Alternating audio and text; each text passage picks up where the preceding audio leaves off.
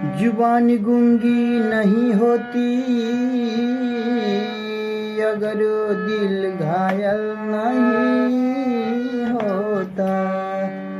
जुबान गूंगी नहीं होती अगर दिल घायल नहीं होता। अगर तुम मुझको पहले मिल जाती हो तो ये सतेंद्र कभी पागल नहीं होता। एगो गजल का भाव बा, वही त्रुटि के लिए क्षमा चाहेंगे।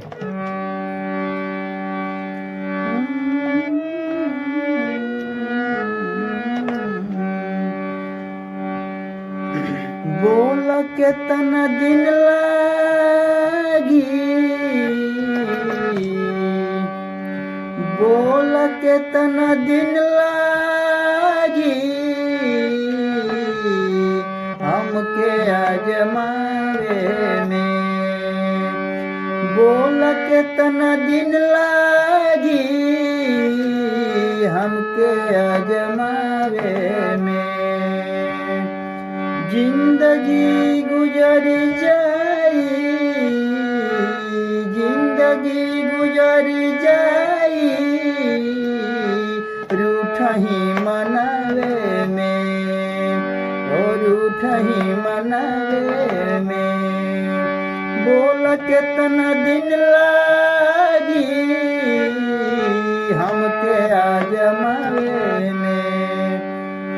जिंदगी गुजर जाई रूठही मनावे में। जिंदगी गुजर जाई रूठही मनावे में। प्यार तोहसे करी ले तोहरे पमरी ले। प्यार तोहसे करीला तोहरे पमरीला। आज भर ठहर जाई तू, आज भर ठहर जाई तू गोरी हमरा गाँव में। आज भर ठहर जाई तू गोरी हमरा गाँव में। बोल के तना दिन लागी हमके आजमावे में। जिंदगी जिंदगी गुजर जाई रूठही मनावे में।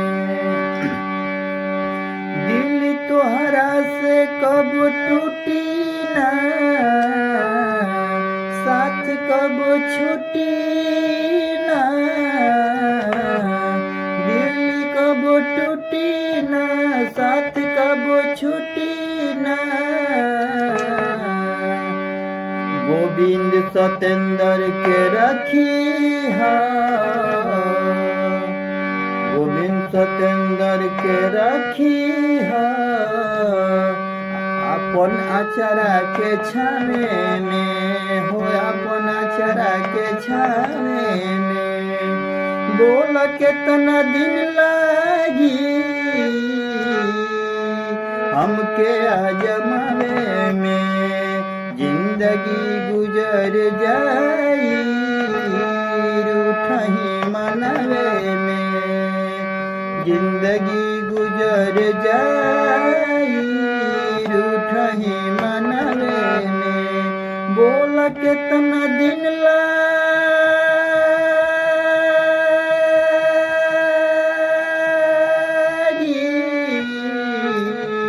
हमके आजमावे में।